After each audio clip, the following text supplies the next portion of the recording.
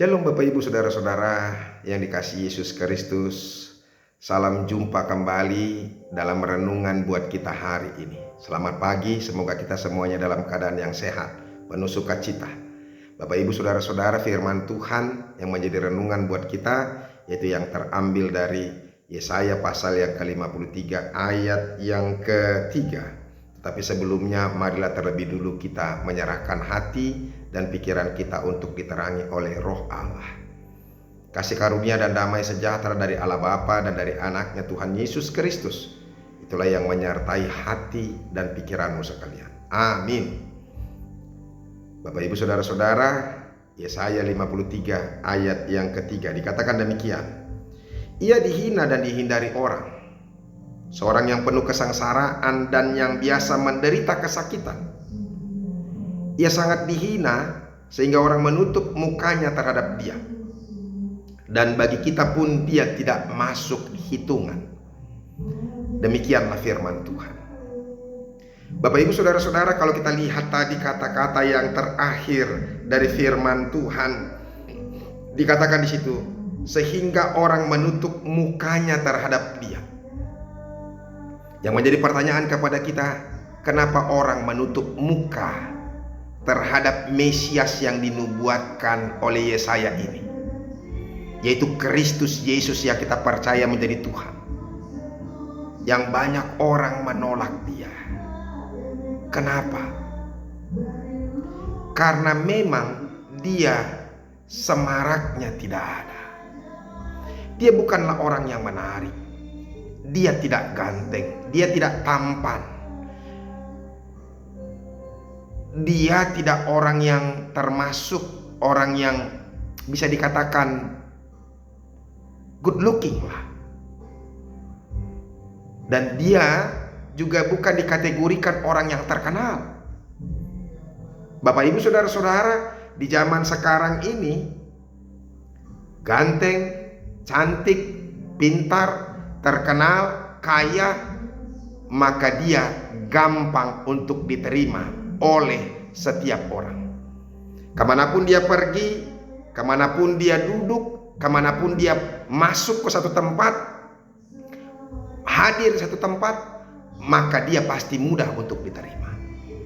Tetapi Kristus yang sang Mesias kita, coba lihat saudara-saudara dari kata-kata yang terakhir pun, dan bagi kita pun dia tidak masuk hitungan. Bayangkan Kristus, tampilannya ternyata dia bukanlah orang yang menarik. Ini dipertegas di ayat yang kedua sebelum firman Tuhan ini, saudara-saudara. Sebagai taruh, ia tumbuh di hadapan Tuhan, dan sebagai tunas dari tanah kering. Ia tidak tampan dan semaraknya tidak ada, sehingga memandang dia. Dan rupa pun tidak, sehingga kita menginginkannya. Bapak Ibu Saudara-saudara, begitu mengerikan sekali yang mau ditampilkan tentang apa? Tentang Mesias itu. Saudara-saudara, tadi dikatakan taruh. Taruh itu adalah tunas-tunas yang tumbuh di sekitar akar. Biasanya kalau ada tumbuh-tumbuhan, dari akarnya itu, dekat-dekat akar itu akan tumbuh tunas-tunas yang baru. Dan saudara-saudara, demikian juga di cabang-cabang sebuah pohon pasti juga ada tunas-tunas.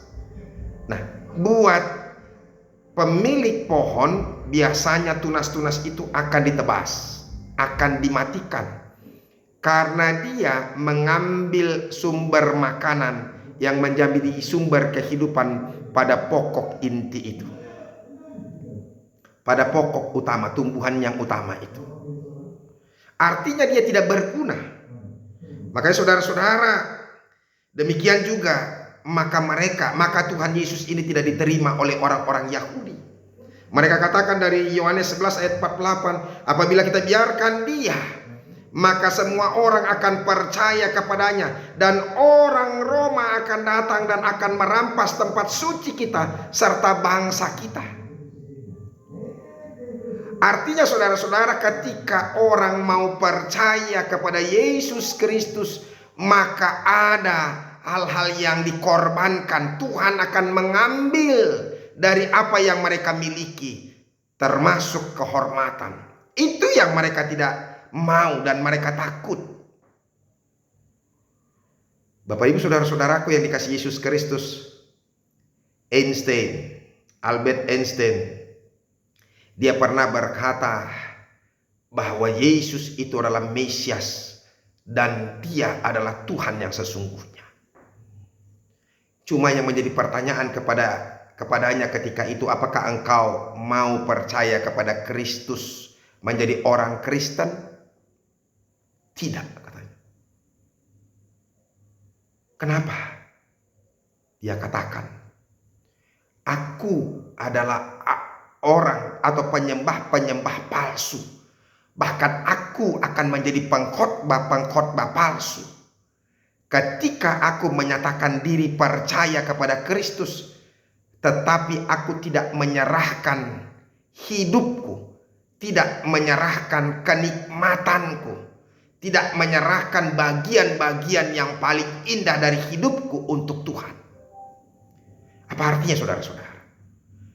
Artinya ketika kita percaya kepada Yesus Kristus yang menjadi Tuhan kita, maka kita harus bersedia berkorban untuk kenikmatan, untuk sukacita, untuk kehormatan, dan untuk hal-hal yang terpenting dalam hidup kita untuk Kristus.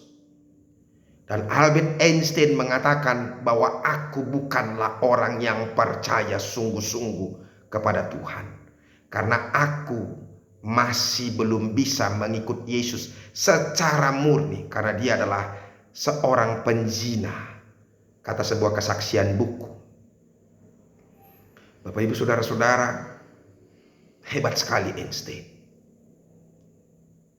Walaupun itu bukan menjadi acuan kepada kita, dia menyadari dirinya bahwa dia masih belum bisa lepas dari keinginan daging, dari kesenangan dunia, dari kehormatan.